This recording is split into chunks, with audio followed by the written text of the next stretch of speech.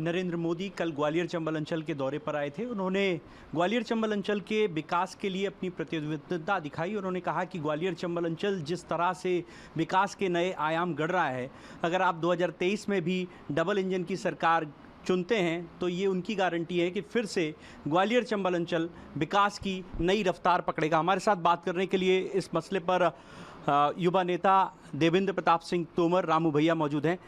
कल काफ़ी crowd rally में रहा। ग्वालियर चंबल अंचल को लेकर जिस तरह से प्रधानमंत्री जिक्र कर रहे थे विकास का, उन्होंने कहा कि मेरा वादा है, मेरी गारंटी है, अगर आप दोबारा से चुनते हैं बीजेपी को तो विकास की गारंटी उनकी।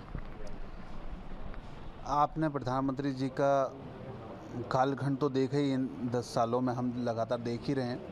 लेकिन जब वो गुजरात के मुख्यमंत्री थे तो गुजरात के मुख्यमंत्री रहते हुए उन्होंने गुजरात के छोटे से छोटे गांवों की चिंता की, और शायद यही उनकी दूरदृष्टि थी और यही प्रतिबद्धता थी अपने काम के प्रति कि वे देश के प्रधानमंत्री बने।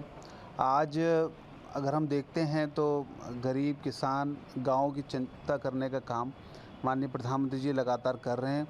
आप देखें, किसानों के बारे में हमेशा कहा जाता था किसानों की आय दुगनी करना है, तिगनी करना है, चौगनी करना है। कई सरकारें आई और कई चली गई, लेकिन किसी ने भी इस बात की चिंता नहीं की। माननीय राजीव गांधी जी कहा करते थे, इंदिरा गांधी जी कहा करती थी कि गरीबी हटाना है, गरीबी हटाना है। और गरीब तो हटते गए लगातार, लेकिन कभी गरीबी हटी नहीं। लेकिन जब से प्रधानमंत्री जी मोदी जी ने शपथ लिए 2014 से, अभी मैं भोपाल के कार्यक्रम में था और भोपाल के महाकुंभ के महाकुंभ में उन्होंने कहा कि पिछले 10 सालों में लगभग 13 करोड़ लोग गरीबी रेखा से बाहर आए हैं, उनकी आय बढ़ी है। ये प्रधानमंत्री जी का जो कार्यकाल है ये सफलता की ओर दिखने वाला कार्यकाल है। और रही गारंटी की बात, तो मोदी जी हमेशा ये कोशिश करते हैं कि जहाँ जो काम वो हाथ में लेते हैं उस काम को अंजाम तक पहुँचाते हैं। तो ये मोदी जी की गारंटी हाथ में लेते हैं तो उस गारंटी को पूरा करने का काम करते हैं। क्या मान रहे हैं ग्वालियर चंबल अंचल में 34 सीटें, कितनी सीटें हासिल कर रही है बीजेपी?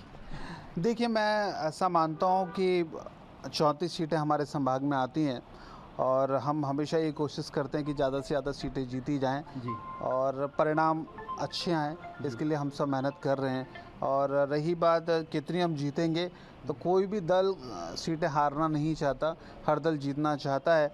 तो मैं भी भारतीय जनता पार्टी का कार्यकर्ता होने के नाते पूरी कोशिश है कि 34 से 34 सीटें जीतकर हम आने वाले समय में एक मजबूत और स्थायित्व सरकार यहाँ की जनता को दें।